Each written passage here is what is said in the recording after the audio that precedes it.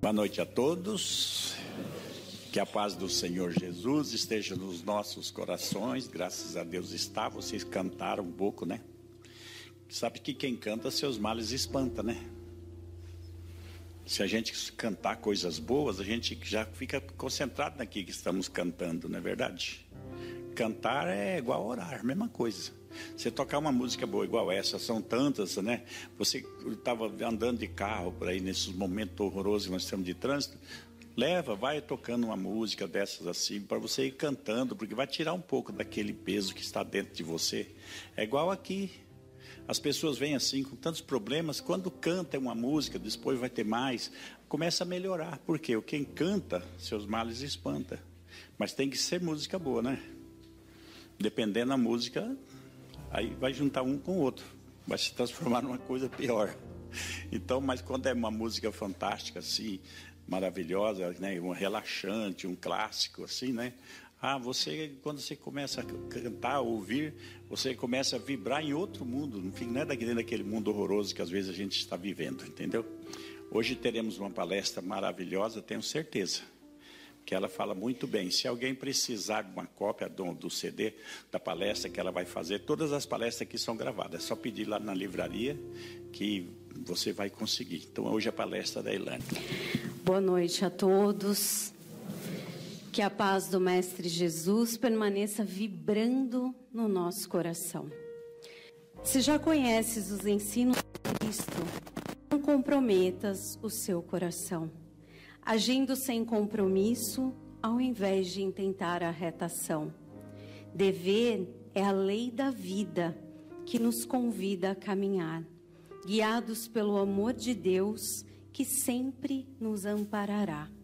Seguir confiante, fazendo o melhor, com excelência no que já sabes, é semear luz para seus próprios passos, sem se preocupar com qualquer alarde. Quanta riqueza há em nosso ser, que nos aguarda por revelar, mas que precisa do burilar de nossas almas a purificar. Se é fonte da vida o coração, como tesouro precioso devemos tê-lo, permitindo em seu íntimo somente ao amor submetê-lo. Esse é um poema que passou pela gente e a gente escreveu. Hoje nós vamos refletir um pouquinho ainda sobre uma passagem do Paulo. Gosto muito de Paulo de Tarso porque ele é muito parecido conosco. O antigo Saulo, que viveu as experiências de luta, de busca por autoconhecimento, por renovação. Então, quando eu penso no Paulo, me dá esperança que, Elaine, você tem jeito. Então, gosto muito de refletir sobre as passagens do Paulo.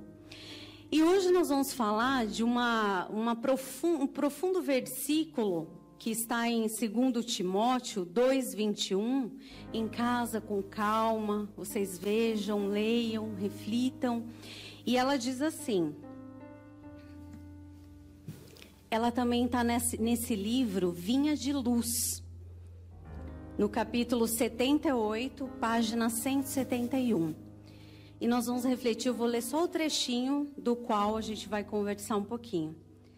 De sorte que, se alguém se purificar dessas coisas, será vaso para a honra, santificado e idôneo para o uso do Senhor, e preparado para toda boa obra. Paulo, 2 Timóteo 2:22. O apóstolo Paulo, não só uma vez que eu lembre, ele faz essa analogia, essa metáfora do vaso, que é um símbolo, na verdade. O Evangelho, ele trabalha muito com simbologia, mas a simbologia sempre deve ser trazida para a nossa vida. Então, quando nós pensamos em vaso, que ele chama para, se nós purificarmos esse vaso, nós vamos ser um bom instrumento, do qual Deus, a espiritualidade, o universo, como você quiser chamar, vai se utilizar desse bom vaso para que seja feita boas obras. Então, quando a gente pensa em vaso, trazendo para nós, o que seria? O que esse vaso tem a ver conosco? Tem tudo a ver. O vaso, ele é um objeto que transporta no seu espaço vazio alguma coisa. Naquele espaço do vaso, ele pode ser preenchido por aquilo que a gente quiser. Por flores, por água, por lama, por sujeira, por pedras. Nós podemos utilizar o que nós quisermos dentro de um vaso. E trazendo para nós, para a nossa vida, aonde se encaixa esse vaso? Nós somos o vaso. A nossa alma é esse vaso. O nosso templo, o nosso corpo é esse vaso. Então aqui o Paulo está convidando a gente a fazer uma reflexão muito interessante. A primeira, que tipo de vaso eu sou? Lá nessa passagem, uns versículos acima, lá ele está falando que existem vários tipos de vasos. Vaso de barro, vaso de vidro, vaso purificado, vaso sujo. Existem vários tipos de vasos. Então, essa é a primeira reflexão que remete essa passagem. Que tipo de vaso eu sou? Um vaso líquido? Um vaso tortinho? Um vaso... Como que é esse vaso? E uma outra reflexão que ele nos convida, aqui tem servido o nosso vaso como transporte. Então, o nosso vaso, ele transporta, no nosso caso, vícios ou virtudes, bons hábitos, maus hábitos, defeitos, personalidades equivocadas. Isso é o que nosso vaso transporta. Mas, sobretudo, esse vaso transporta quem somos de fato, a nossa essência primordial, aquilo que de fato nós somos, a nossa essência divina. Então, essas são as duas reflexões que a gente ancora aqui, que o Paulo, a princípio, nos traz. E o Paulo fala, nos trazendo em forma de convite. Vocês percebem que ele diz assim: de sorte que se alguém se purificar dessas coisas, será vaso para a honra, santificado e idôneo para o uso do Senhor. Ou seja, está em aberto. Quem quiser, negócio fechado. Né? Ele faz um convite aqui. Para a gente pensar que, então, essa preparação do nosso vaso, né, que tipo de conteúdo, de valores eu estou carregando, depende somente de mim. Depende da nossa mente, do nosso pensamento, das nossas atitudes, são os nossos sentimentos. É isso que está sendo preenchido aí, o nosso vaso, e que a gente está carregando daqui para lá, de lá para cá.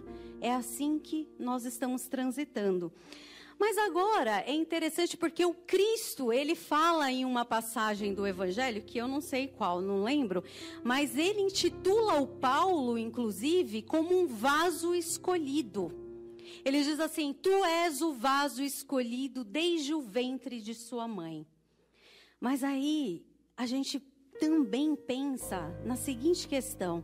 Lá no Evangelho, no Velho Testamento, diz assim: Deus não faz acepção de pessoas.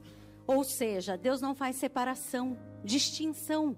E se um dia o Cristo falou assim: Paulo, você é um vaso escolhido, isso significa que esse convite é igualzinho para nós.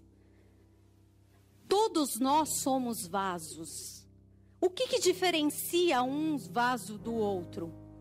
O que ele está carregando. E quando o Cristo diz assim: você é o vaso escolhido, aí nós nos perguntemos: por que o Paulo foi escolhido? O Paulo foi escolhido por quê? Porque ele era especial, perfeito, preferido do Cristo?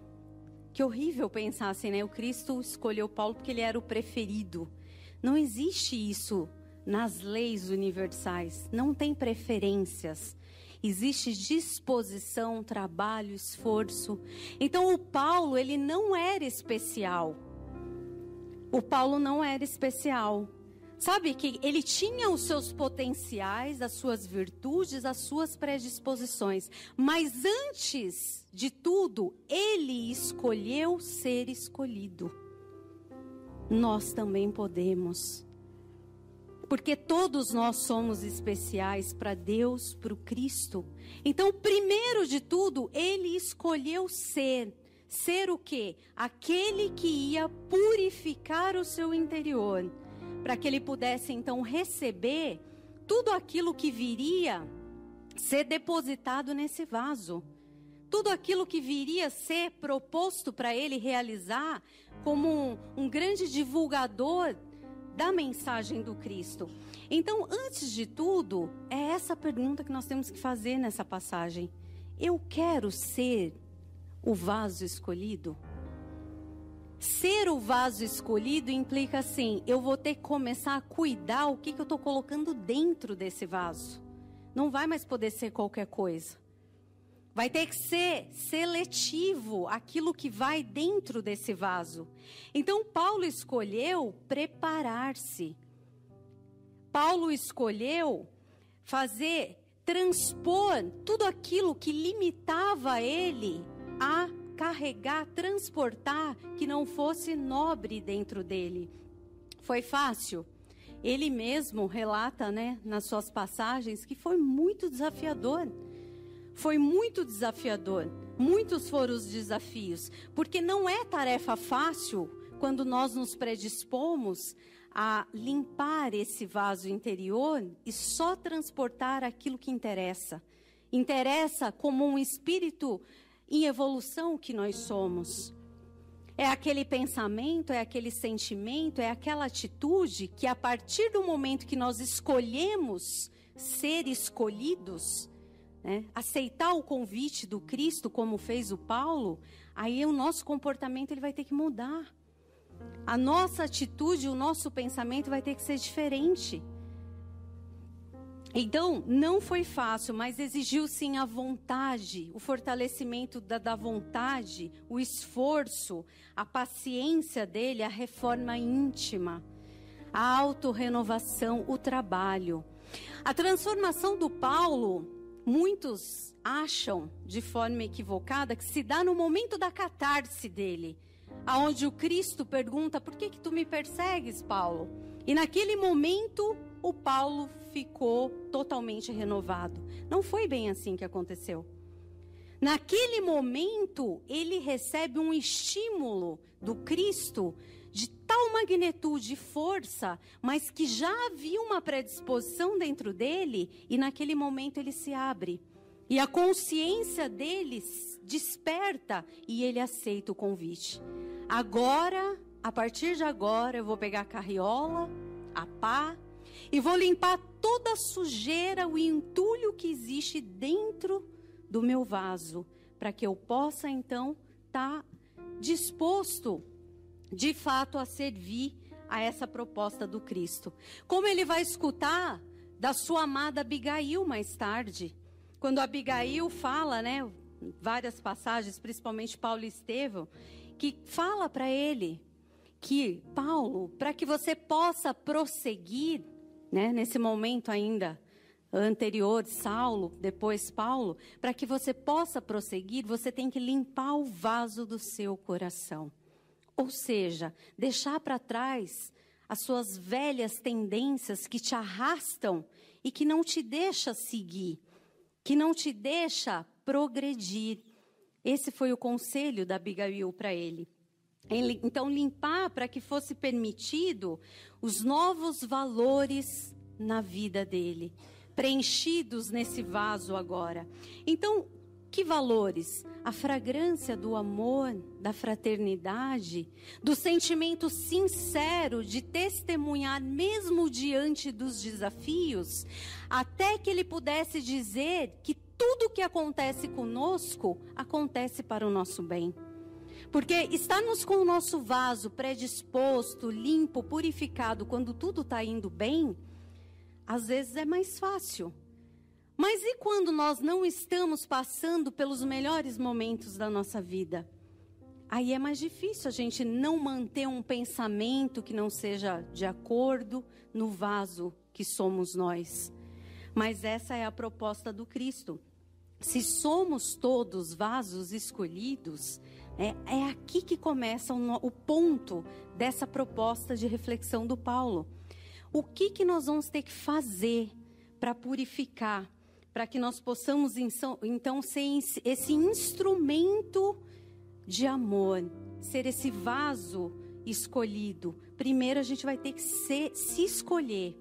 Eu quero, transportar somente aquilo que é de acordo com essa essência divina que eu sou, esse conteúdo, os bons sentimentos. O Paulo mesmo diz em outra ocasião que tudo que nos é dado do alto, como estímulos. O que isso significa? Por exemplo, a gente vem aqui para essa casa espírita e nós subimos lá, tomamos o passe, porque nós também tomamos passe. E nós tomamos o passe, só que nós chegamos lá, o passe, ele é um estímulo para o nosso ser imortal. A água fluidificada, ela é um estímulo, mas o processo todo, ele vai ter que acontecer aonde? Ele vai ter que acontecer dentro de nós. Essa predisposição, quando nós sentamos ali para tomar o passe, ela tem que estar ocorrendo interiormente. Não é o médium, não é o espírito, não são as entidades que vão dar conta disso. Mas é a abertura do nosso coração. É o nosso sentimento sincero que eu estou ali almejando uma cura. Mas para que eu quero me curar? Para que eu quero saúde? Para voltar aos velhos hábitos? Porque muitas vezes nós vamos ao médico e nós pedimos um remédio para que nós possamos nos sentir um pouquinho melhor, para continuar fazendo o que nós estamos fazendo e que não é bom para nós. Então essa é a proposta dele, quando nós estamos ali. Eu me recordava, quando eu escrevia isso hoje para a gente refletir aqui, de uma passagem dos precursores aí do cristianismo, do espiritismo, Sócrates e Platão. Conta, certa feita, Platão contando de Sócrates, que todos achavam Sócrates muito sábio. E certa feita chega alguém para ele e diz assim: Sócrates, você precisa passar esse conhecimento. Será, você sendo um sábio, se você colocar alguém na sua frente e falar o dia inteiro para ela, ou vários dias, ou meses, passar toda a sua sabedoria, essa pessoa se torna um sábio? Sócrates olha para aquela pessoa como sabedoria de grandes espíritos, com compaixão, ternura, e faz uma metáfora, uma analogia. Ele diz assim: a minha mãe se chama Fainarete, ela é uma exímia parteira. Ela ajuda a trazer as crianças ao mundo, ajuda as mulheres a dar luz às crianças. E mesmo ela sendo essa exímia parteira, há uma coisa que é impossível a minha mãe fazer: ajudar uma mulher a dar à luz, biologicamente falando, sem que ela esteja grávida, sem que ela esteja gestando uma criança. Olha a sabedoria. E será que nós não estamos exigindo isso dos nossos mentores? Olha, ajuda aí, hoje eu quero me sentir bem. Mas qual é a gestação dos sentimentos dentro de você? Ai, eu quero uma vida próspera. Eu quero atrair para a minha vida pessoas calmas, harmoniosas. Mas quais as sementes, os germes de harmonia que existe dentro de mim? Tudo começa dentro de nós. Tudo começa no nosso interior. Então, quando Paulo nos chama a isso, ele vai nos chamando a essa responsabilidade dessa limpeza desse vaso dentro de nós. A escolha é nossa. Sempre vai ser nossa. Então, quando nós recebemos tudo do alto, como ele diz, isso vai repercutir na nossa vida. A repercussão disso na nossa vida vai depender do quanto de obstrução existe no nosso vaso. Então, imaginemos que aqui esteja a espiritualidade jorrando luz para os nossos corações, porque eles vibram para que a gente acerte, para que nós deslanchemos, para que a gente evolua. Mas aí o nosso coração está cheio de rancor, de mágoa, de não perdão. Nós não nos perdoamos, auto-perdão. O nosso coração está obstruído com sentimentos que nós sabemos que não é interessante para nós. Aí a gente vem, pede para a espiritualidade resolver aquilo que só cabe a nós resolver. Não tem outro jeito. Essa é a proposta do Paulo para nós. Então essa escolha, ela é nossa. Ela é intransferível, como diz o Sócrates. Não há como uma mulher dar à luz se ela não estiver esperando um bebê. Não tem como a gente dar a luz na nossa vida se no nosso coração não estiver gestando essa luz. Essa vontade sincera, aspirarmos, termos um bom coração. Não é ser perfeito. Isso é impossível para a gente aqui, na nossa condição. Mas querer, de verdade, eu quero hoje fazer o meu melhor. Quando nós nos posicionamos assim, existe algo no universo que é chamado, Jung chamava de sincronicidade. O universo conspira a nosso favor, quando nós assim queremos. Mas esse trabalho é nosso, essa limpeza é necessária. Então, como Jesus disse, né? Jesus mesmo nos disse que ninguém põe vinho novo em odre velho. Porque senão o que acontece? Estraga o odre, estraga o vinho. Não é assim? Então imaginemos, né, que a nossa dificuldade é essa. É falta de percepção. Então muitas vezes nós achamos que a nossa vida não é abençoada. Pura falta de percepção. O nosso coração está obstruído. E nós não vemos as bênçãos, porque nós só vemos aquilo que existe dentro da nossa mente. Por exemplo, é maravilhoso nós visitarmos lugares sagrados, nós lermos livros sagrados, termos acesso a livros de benfeitores, o Evangelho, mas isso só vai criar uma ressonância em nós se já tivessem trabalhado no nosso coração.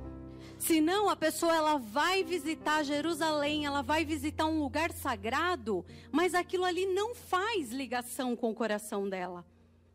Aquilo ali, aquele sagrado tem que estar dentro de nós. Então, para que exista essa ressonância, quando nós recebemos uma mensagem, quando nós vemos algo bonito, aquilo vai fazer sentido para nós, se isso estiver fazendo sentido no nosso coração. A nossa relação com Deus, ela é por afinidade. Então, veja, nós nos sintonizamos com as pessoas por afinidade. Pura afinidade. Então imaginemos assim, o que é afinidade? Procurem lá no Google. Afinidade é identidade. Quando nós dizemos assim, eu me afinizo com você, Vanessa. O que eu tô... Existe coisas nela, existe energias nela que tem a ver com as minhas. Quando o nosso coração sorri para alguém, é porque nós sentimos essa sintonia, essa reciprocidade, esse parentesco. Como que nós vamos querer que a espiritualidade traga tudo, essas bênçãos na nossa vida, se não existe esse processo de afinidade em nós?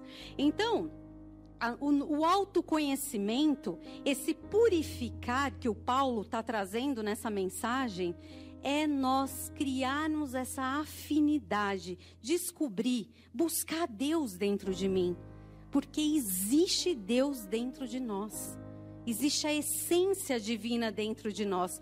Então, purificar o nosso vaso é nós procurarmos viver a nossa vida de tal modo que a gente comece a querer se parecer com essa essência divina. Né? Existe uma poetisa sufi, que ela é chamada Rabia Basri. Ela foi uma mística muçulmana, e eu lembrava dela quando pensava nisso. Que eles falam muito da questão da afinidade, que nós só devemos buscar Deus por afinidade. Não devemos buscar Deus por medo do inferno, do purgatório, né? Os espíritas.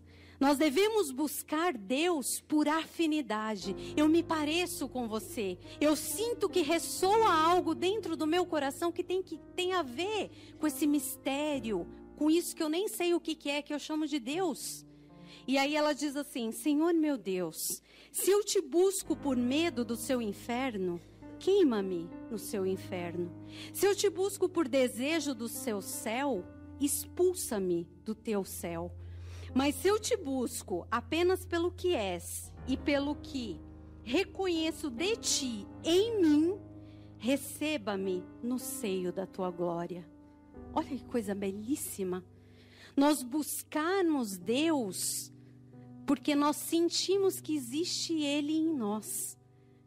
Nós buscarmos através do passe, ajuda na casa espírita, buscarmos o nosso melhoramento, porque nós sentimos que isso está vibrando, nós estamos gestando isso dentro de nós.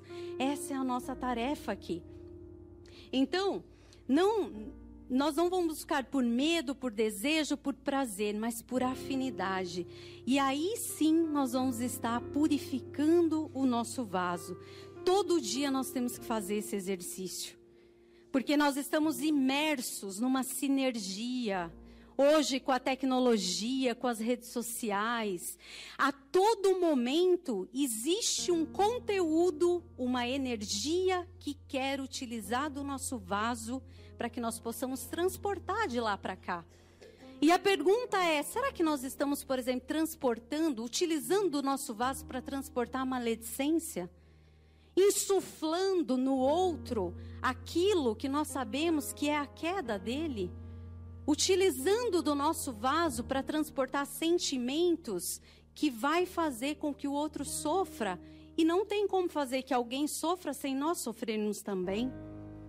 Então, esse cuidado, esse orar e vigiar, que nós vamos ter que fazer aqui, para que nós possamos ser esse vaso, ser especial como Paulo. Ser especial é você ter compromisso com essa purificação, com esse encontrar de Deus dentro de você. Essa é a nossa tarefa aqui. Então, quando nós pensarmos nessa questão de trabalhar essa limpeza, nós pensemos que se nós não estamos comprometidos com isso, o pior não é nem a questão de nós transportarmos ou não transportarmos aquilo que vai nos prejudicar.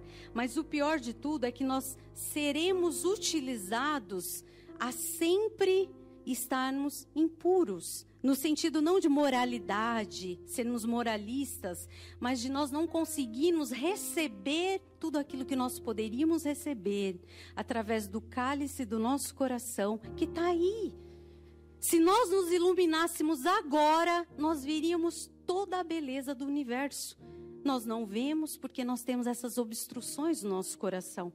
Então, nós nos retroalimentamos disso que nós temos dentro do nosso vaso. Então, como que a gente vai alterar ou escolher essas melhores influências? Por exemplo, aceitando o convite do Paulo, o autoconhecimento, a reforma íntima. Nesse livro, nessa mensagem, leiam essa mensagem que chama Purificai-vos. Ele diz algo muito interessante no finalzinho. Emmanuel chama a nossa atenção. Ele diz: raríssimos são aqueles que de interior purificado podem servir ao Senhor, habilitados para as boas obras. Olha o que ele nos diz: exigem a luz divina, contudo, em coisa alguma se esforçam por se libertar das paixões baixas. Emmanuel aqui nos chamando a necessidade do compromisso. Que nós saiamos aqui hoje com essa responsabilidade.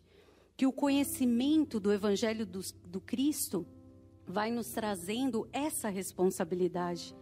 Paulo não era especial. Paulo escolheu ser escolhido. E nós podemos também. Nós podemos escolher através dessa afinidade, nos parecermos cada vez mais com esse divino que existe em nós. Para a gente finalizar, o Berto Holden, um filósofo brasileiro, ele dizia assim: o eu divino é uma luz coberta pelo invólucro opaco do ego humano. Quem nós somos? Nós somos esse eu divino. Mas tem tanta sujeira, tanta coisa grudada em nós, que a nossa percepção é alterada. E aí nós nos perdemos. Então essa é a proposta. Purificar o nosso coração, da onde provém a fonte de toda a vida nossa. E aí nós vamos caminhar seguros, recebendo do alto tudo aquilo que nós somos merecedores. Que Jesus nos abençoe e nos envolva em muita paz e muita luz.